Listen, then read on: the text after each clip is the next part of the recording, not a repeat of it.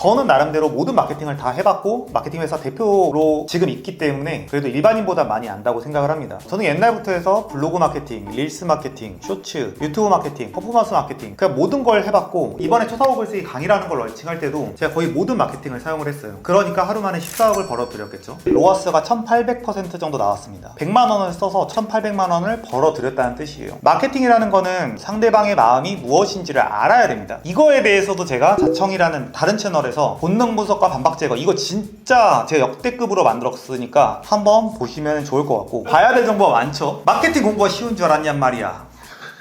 근데 다시 한번 강조를 하면은 마케팅보다 중요한 게 본질을 만드는 거예요.